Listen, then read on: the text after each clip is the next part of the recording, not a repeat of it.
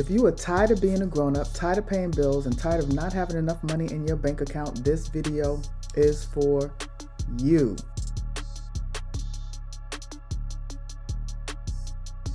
Hi, my name is Imani. I'm the Healthy Finance Coach, and my goal is to help financially educate you to gain discipline and balance in your financial life so that you can have the life that you deserve. I said this video is for you because we are going to go back into time. We're going to go back into our childhood to when life was simple and easy. And what we're going to do with that is we're going to bring it to the now. So what I want you to do right now, I want you to think back to when you received your first dollar or that first bit of money from a grown-up. For me, what that meant was my mom would give me $2 a day for lunch, and I would go up the hill to the grocery store.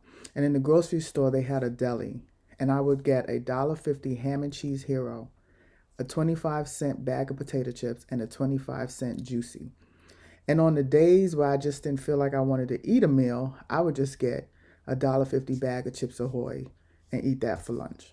That was what made me happy. I remember anytime someone gave me money, I had a choice. I could either put that money in a piggy bank, I could purchase something that I needed like clothes or candy. Well, I didn't need candy, but I could purchase that candy.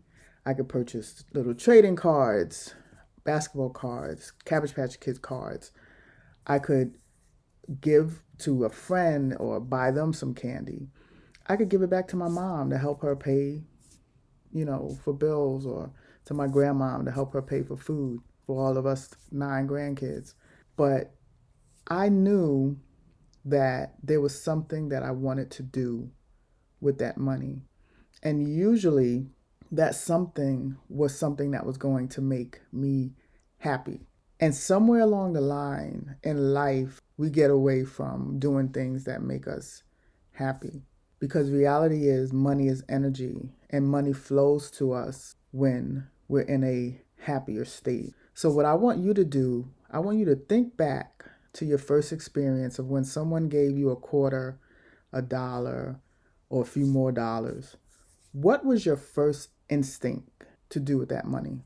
Did you want to put it in a piggy bank to save for something bigger or to save for a future time? Did you want to immediately go outside and purchase something that either you desired or you always wanted? Did you want to give it away to someone in need, to the church, to help the church out, to a neighbor, to your parents?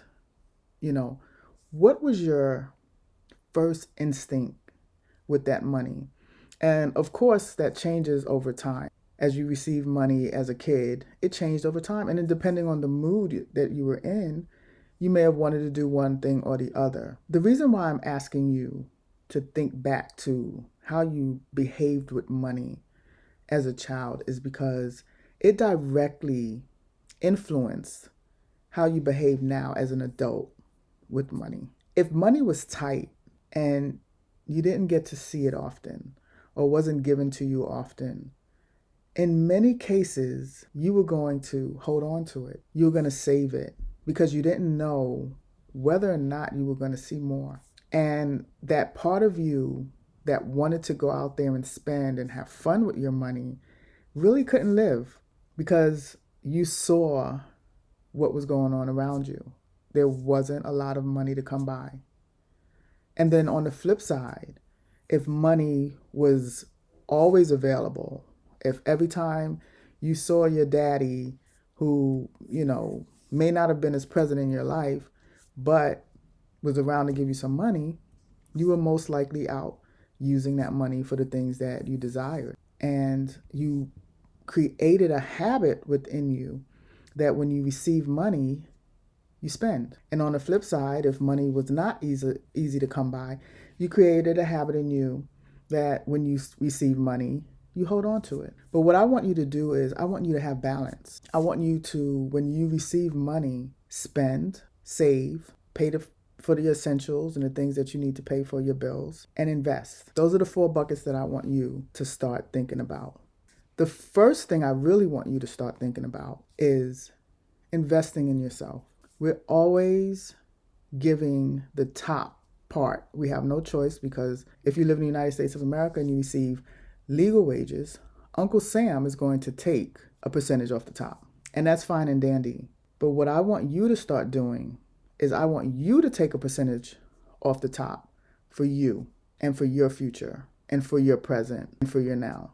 If no one ever told you, I'm telling you now, you are important, you work hard, and you deserve to take money off the top.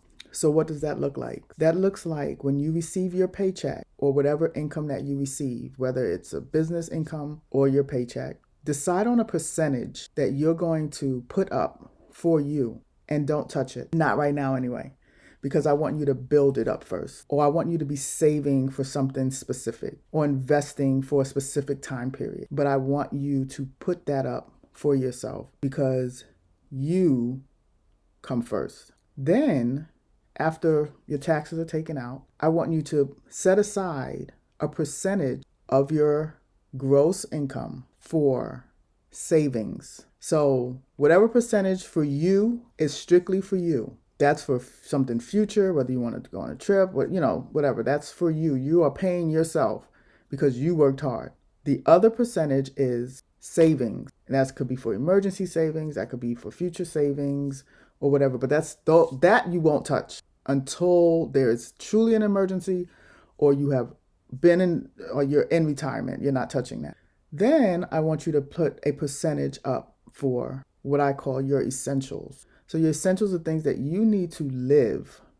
Your rent, your electric, your food, your toiletries, gas if you need to go to the car, your car note. Those are your essentials. And then I want you to put some money up for, or to take a percentage for what I would consider paying down your debt, getting that in order, making sure that your credit is in order. What percentages really would be determined upon what you have going on, how much money you make, how much your essentials are, how much your debt is, how much you feel you're worth to put up for yourself, how much savings you want, how much you want to invest. That would determine that. I would say 50% would probably go to your essentials, your rent, and all of that.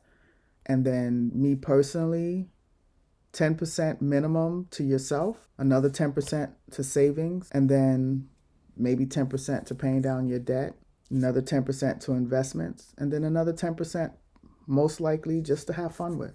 But I need you to do it.